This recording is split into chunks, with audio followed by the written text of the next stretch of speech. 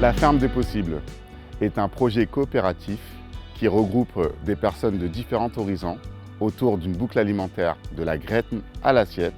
On est à la fois exploitant agricole, restaurateur-traiteur et logisticien.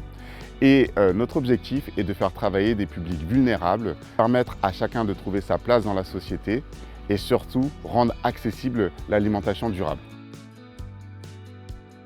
Pour pouvoir construire notre boucle alimentaire locale, durable et solidaire, nous avons imaginé un bâtiment bioclimatique en bois terre-paille qui a pour ambition de produire, de transformer et de distribuer. Notre ambition était assez simple, concilier low-tech et high-tech au service des personnes et de l'alimentation durable. Nous avons choisi Dalkia Froid Solutions, filiale d'EDF, pour son expertise autour de la transition énergétique.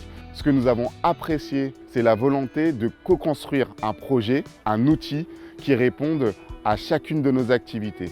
Et je dirais que EDF a été facilitateur à la fois d'un point de vue technique, mais également d'un point de vue organisationnel pour mettre à bien ce projet.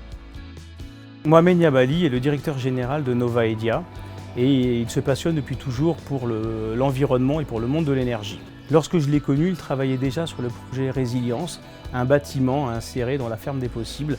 Dalkia Froid Solutions, une filiale du groupe, spécialiste du froid, avait une expertise sur le sujet et j'ai emmené Mohamed Niabali à Angers visiter Dalkia Froid Solutions pour lui montrer son expertise.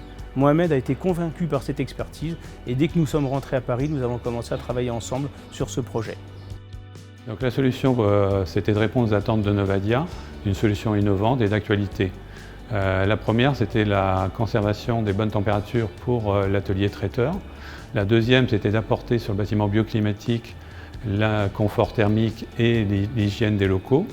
Et le tout d'optimiser l'énergie et les investissements. Donc l'aspect innovant, c'était de produire les bonnes températures, donc sur la partie bioclimatique, d'utiliser tout ce qui est énergie gratuite, l'effet solaire, l'effet d'inertie du bâtiment. Et de l'autre côté, ça a été de monter une thermofrigopompe, c'est-à-dire qu'on utilise le compresseur qui fait du froid pour les chambres froides, qu'on va optimiser la partie chaud et récupérer cette énergie fatale qui aujourd'hui n'était pas utilisée et qui est gratuite pour chauffer l'eau chaude sanitaire, les locaux et la serre. L'autre chose, c'était d'avoir un système de supervision couplé à une météo intelligente. On va avoir l'effet solaire, le rayonnement, on va quantifier cet effet solaire sur le bâtiment, ce qu'on gagne, etc. Je pense que la première chose que je retiens d'EDF dans ce projet, c'est son écoute et son adaptabilité pour répondre à nos enjeux spécifiques, mais aussi à nos contraintes systémiques. Ce projet a été porté par un ensemblier d'acteurs avec des intérêts divergents autour d'un projet collectif et EDF a su s'adapter pour répondre à ces différents enjeux et arriver à ce beau bâtiment qui a eu 3 prix nationaux.